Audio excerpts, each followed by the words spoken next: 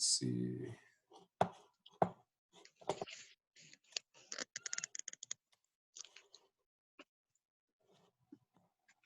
Okay, so you've probably already done this, but this is the Moodle.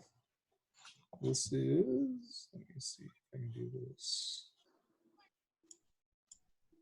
So this first, this first graphic here actually shows all the different processes that we're going to talk about in regards to water treatment. So this class, this term, we're going to drill down and actually look at the processes of how do you take surface water and turn it into drinking water.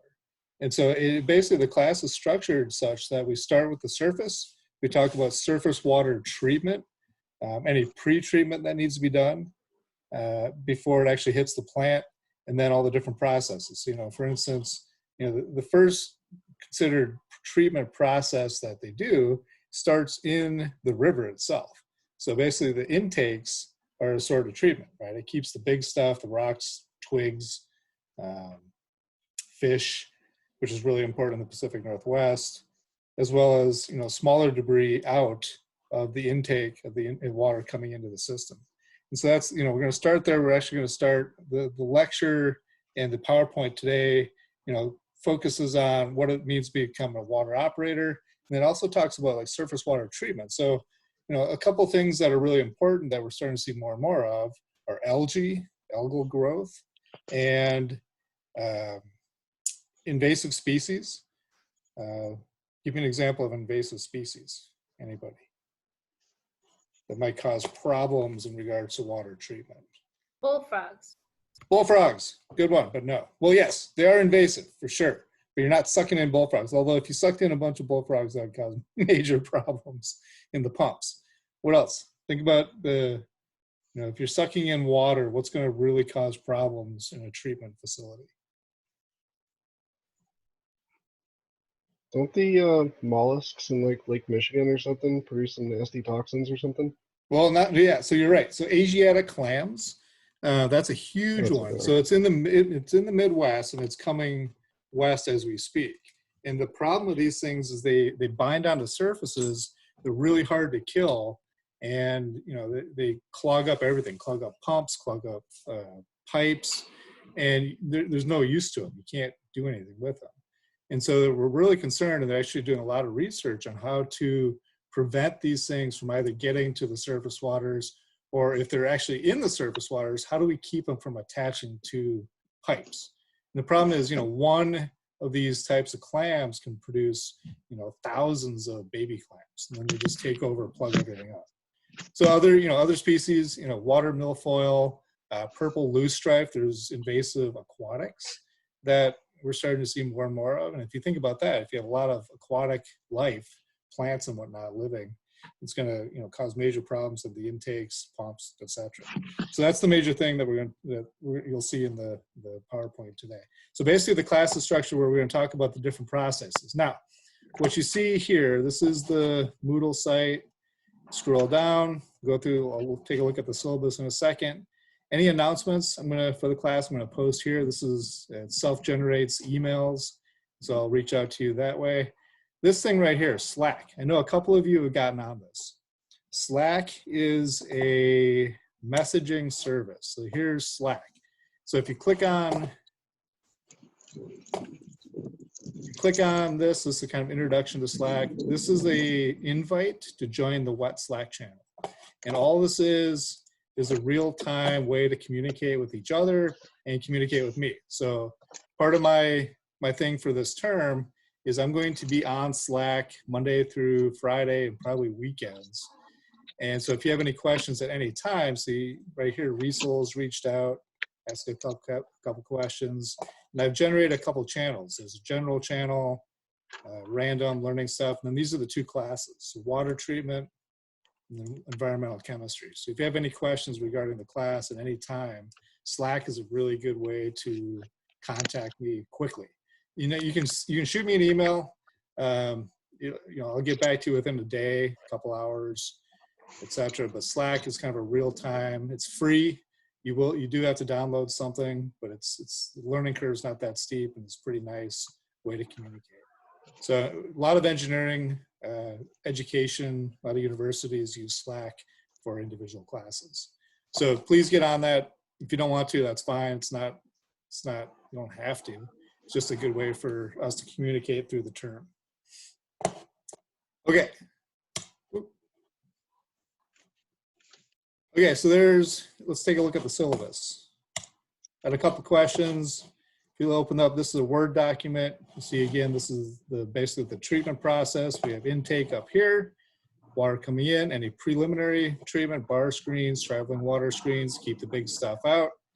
This often is used as a settling tank for any of the particulates. So we try to remove any of the turbidity, right? In this section, this is then pumped into a treatment facility of coagulants. This is the coagulation, flocculation, sedimentation type process. And then you have filtration. So we'll spend 2 weeks on the coagulant, any flocculation, sedimentation.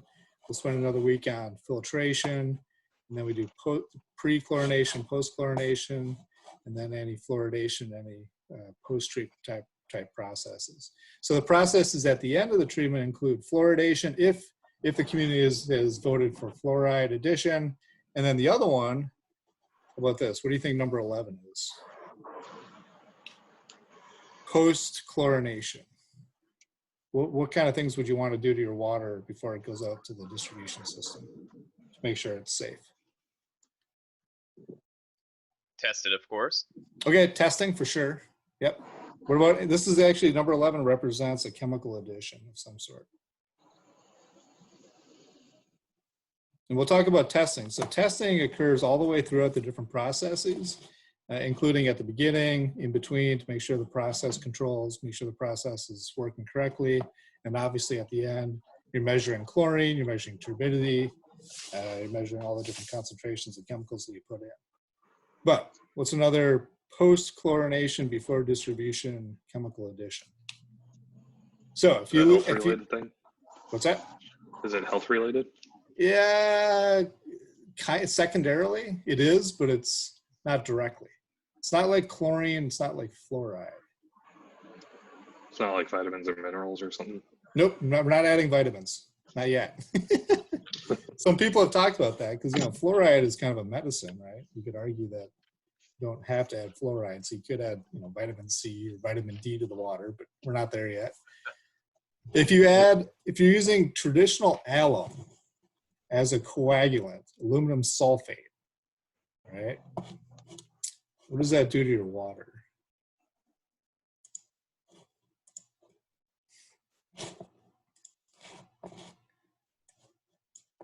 Check this out.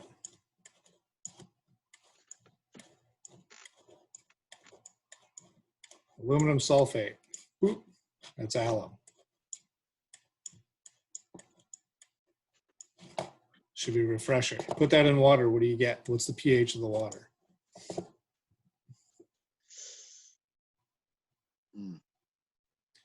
Some of this sulfate combines with water to get this. H2SO4, which is what? Sulfuric acid. Very strong acid. So if you're using traditional coagulation, you don't have enough buffer in the water, carbonates, and we'll talk about this in environmental chemistry. When you add this to the water, the pH of your water drops to like a pH of 1. Okay, so when it does that, that's highly corrosive water. So oftentimes you have to add a anti-corrosion. You have to balance the pH. And so at this step here, oftentimes what you're adding is sodium hydroxide or a carbonate to buffer the water and bring that pH back up. Because if you add, if you're distributing pH of 1 water, it's going to corrode the pipes, it's going to ruin, it's going to corrode all the metals. But health concern wise, this is why I said it's kind of a secondary health thing, is that you have lead and copper issues. So if you have really low pH water, corrosive water, you're going to leach the lead from people's houses, lead and copper into the pipes, and you have lead and copper problems. So the main thrust of the class is going to go through each of these different processes, traditional water treatment, and we're going to do that as a function of different online field trips. Okay, so syllabus, here's the welcome message, here's contact ways to get a hold of me. Email, that's fine. Might take a day, a couple hours. Zoom. So the way I'm going to do this, I'm going to have Zoom sessions. I'm going to start a Zoom meeting at the beginning of each class every week. If people have questions, want to log in, want to talk about something, that's fine. I'm going to start recording small, like 15-minute lectures in chunks starting next week and posting those. I'm not going to do 3-hour marathons. I'm going to do small little chunks just covering various topics. Slack message board, if you want to get a hold of me quickly, we'll get that. That's probably the quickest way to get a hold of me. You can send me a letter if you want. Okay, for the class, you've seen all this. Now, current text. There is a textbook for this class. It's this Water Treatment Grade 1 from American Water Works, AWWA. It's a good book, not necessary, don't have to have it, but that's where I'm going to be getting all my stuff. And it's good to have if you're wanting to study for and take the water treatment, water distribution exams following this class. These are programming learning outcomes, student learning outcomes. We're going to have Moodle assignments every week. We're going to have a midterm and a final, and that's about it. So I'm going to keep it relatively simple. Okay, so let's go back to here. So if you look at this is April 6th to April 12th. This is this week. This is a video on Estacada water treatment plant. It's a relatively small water treatment plant. And the way I have this laid out is you have you'll see a video that's in YouTube. Let me know if it's not working. It's working on my end, should be okay. We have a PowerPoint. I'll just go through that in a second. This is a schematic of the Estacada water treatment, and then a Moodle type of assignment. That's it for week 1. And you don't see this yet, but week 2 is going to be Malala. And we're going to be talking about package plants and some various things regarding the use of package plants. Now, what's important for you to keep in mind as we go through this is that I don't want you to memorize how Estacada treats their water. I could, if you want to, have at it. But what I want you to focus on is the processes that each of these plants use to create potable water. And think about how the different plants are similar and how they're different. They're all making potable water, but they all have different ways of doing basically the same thing. Now, a lot of them do different types of filtration. They use different types of filter media. Midterm and the final, I'm not going to ask, what did Estacada do to create potable water? What I might ask is something like, okay, Estacada used, single filter media.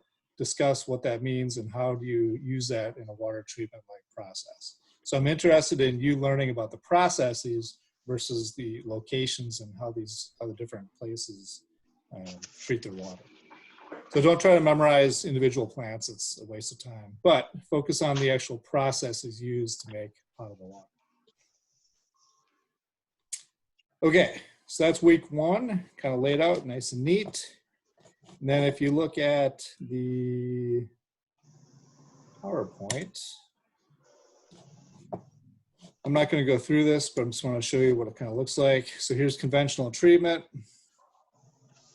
And then halfway through this, the first half of this PowerPoint I'm showing, it's basically just kind of an introduction to water operations. I do talk a little bit about multiple barrier approach, why that's important. So instead of having, a single 6-log removal using one process, which you could design, that doesn't help if that process goes down. So multiple barrier approach, what it does, you have 3 or 4 processes that give you 2-log removal for each process. And if you have a failure in one, then you can you still meet CTs. So I'm getting an error message here. Give me a second. Oh, fuck.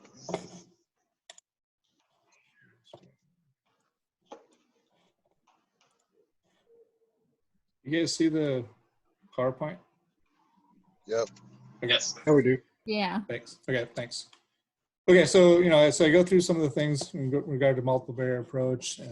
It's pretty self-explanatory, and then it goes through a couple different things in regards to treatment. And then we talk about aquatic plants, use the different chemicals, And then we talk about ozone, where did the Asiatic clams go?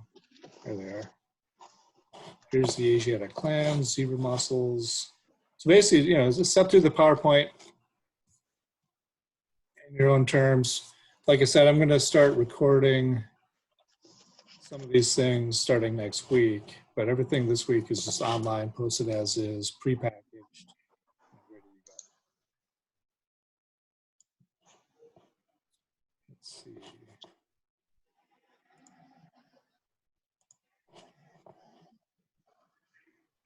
Jim, Yes.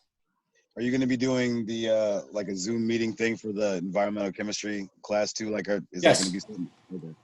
If you can, that's tomorrow morning at 9. If you can, yep. Okay. But it's going to be the same thing. So the idea, so that class is going to be a little different in the sense that, you know, we can't do the labs physically. So what I've done is I've virtually created all the labs every week.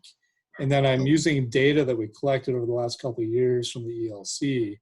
And so I'm going to have you look at, study, and figure out how to do the labs via some YouTube things and other things. And then I'm going to give you some raw data and say, okay, we did a titration. You know, honestly, you know, doing a titration versus watching a person do one titration, that's about the same thing. You don't get a whole lot more, right? I mean, how many BOD titrations do you really want to do? Not many. Right. And so, you know, the first week, we're just doing some basic safety and some sampling stuff. The second week, we're going to talk about acidity and alkalinity, which are both titrations. I'm going to give you raw data in Excel and say, okay, here's the titration data. Now come up with the actual numbers that we're looking for. But yes, I'm going to, so if you want to talk to me via Zoom, I'm going to be online at the beginning of every class. Okay, cool. And if you can't make it, that's fine too. Just check in via Slack or email or whatever, and let me know that if you have any questions. Okay, right on. Does that work? Yep. Cool. Sounds good. Thanks. What else can I do for you? I don't have much else. I just wanted to get people on, show you what the plan is. As long as you follow along with the Moodles, it should be fine. Like I said, I'm going to start recording small chunks of lecture type stuff starting next week. And so those will be included in the Moodle sections, but they'll be like 15, 20 minute at most. I'm going to take different processes and just run through it and keep it very simple, straightforward. All right. Cool. Sounds good. Thank you. Yeah, thank you very much. What else? What else can I do? Is everybody being healthy, mentally, physically, safe, all that good stuff? Does anybody want to have two extra kids? No. Are you sure? Yeah, I'm good, man. Okay, I got a 3rd grade, 6th grade, and 8th grade. I'll give you an 8th grader for free. You should Yeah, stream the video games you're playing for us. Oh, it's yeah. Next week's gonna be all Fortnite. How about that? Oh my God. Fortnite, All right. Well, I got to YouTube. get out of here. I will jump back on about 9 o'clock tomorrow morning, and we'll talk about environmental chemistry. Yeah. Awesome. Sounds good. Thanks Cool. for getting Have a good on. one. Yeah, Thanks appreciate again. it. Bye. Thanks, Sean. Anybody else? All good. Thanks, Jim. Yep. Keep in touch. Be safe. Thank you, Jim. Yep. Do you anticipate there being any issues with anything that we have to get done for this term? What do you mean? Like as far as are you guys pretty good on all the homework and everything we have getting it conveyed to us? I am about a week ahead. So Okay. that's about it. So we've been mad rush getting everything. As you'll see, the homework for me for this week is very simple. It's basically, Okay. go through the Estacada water treatment plant, tell me how they treat water. Starting next week, I'll have more pointed questions in regards. And I also am making flashcards via Quizlet. So I'll distribute those next week as well. And so my goal for this term is to survive, and 2, get you guys as much training as I can get you via distance learning in regards to the ABC tests. So a lot of my stuff coming up is going to be ABC focused. Okay. Oh, hello, Michael. Admirable goals. Hi, how are you? Good. How are you? I'm good. Good. So far, so good. Excellent. Yep. Colin, Okay. does that answer your question? Yeah, it does. Now, Thank you. Okay. so far, And I didn't if have you're, any- if Colin, if you're available to help with some stuff, then I will definitely put you to work if you have any time. Yep. Well, yeah, I mean, After that. You didn't volunteer, but since you brought up the question. Yep. Sure. yeah, I'm willing to help out in any way that I can. Okay. I'll let you know for sure. All right, sounds good. Are you still working at Safeway? I'm trying to avoid it as much as possible. And avoid Safeway as much as possible. My But I wife did pick is up another shift at Intel, so I'm going to be Did working you? there 3 days a week now. So excellent. Good. My wife is currently working at Walmart. It scares the hell out of me. So I can understand. yeah, we have I a don't whole have a whole lot. Was that? we have a whole decontamination foyer, and it's for somebody that teaches microbiology, and it's not good. All I right, have well, a you lot guys, of faith in Safeway's ability to keep all the employees safe. yeah. Well, so far Walmart's been pretty good. They've gone to limiting the people, and they're having one-way aisles and distancing, all that kind of stuff. Yeah, Intel's gotten really strict about keeping everybody a certain distance apart. They're actually going to start having auditors on site to make sure everybody's staying a minimum of 6 feet apart. That's good. Yeah, one of my students, I talked to him the other day. He's like, one of the people in the labs came down with COVID, and an email went out, and he was freaking out. So, Yeah, I saw that email as well. I don't know what lab they were in, but it was. He was nervous because it came from his group, I guess, but he didn't know. Oh, really? Yeah.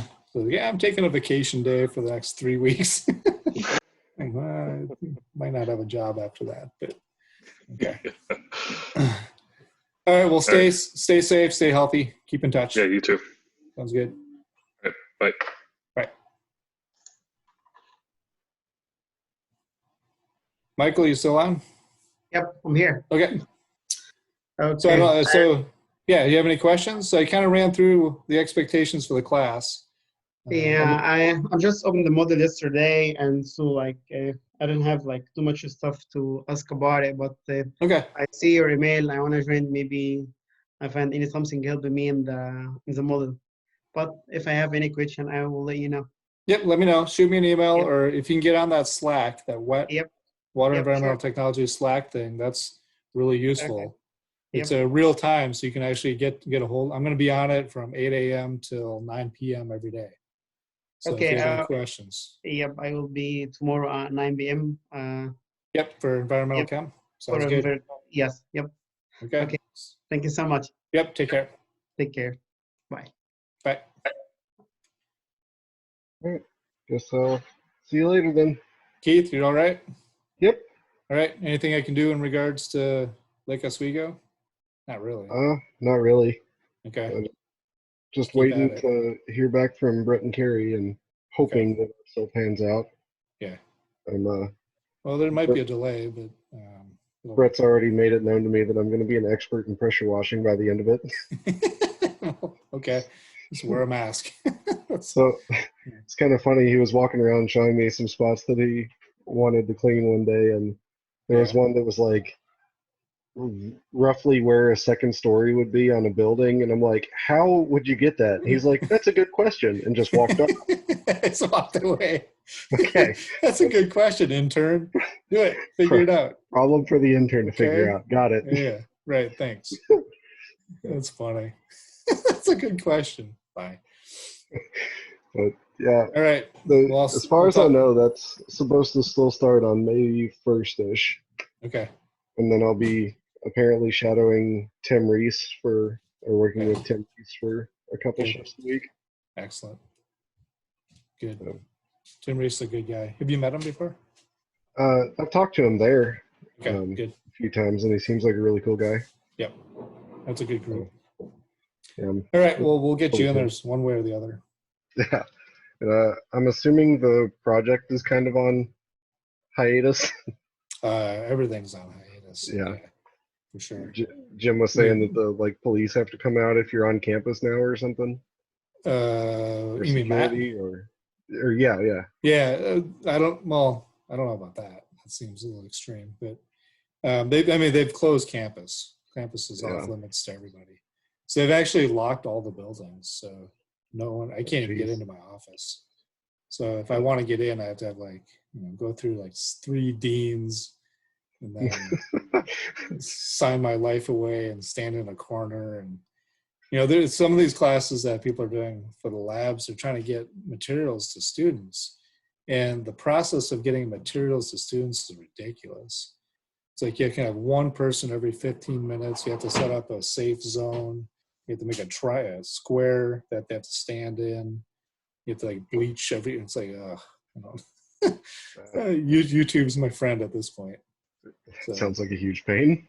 yeah, it's a huge pain, but probably a good idea. So anyway, I'll talk to you tomorrow morning, 9 o'clock. All right, sounds good. Sounds good. Be safe. Yep, you too. All right, bye.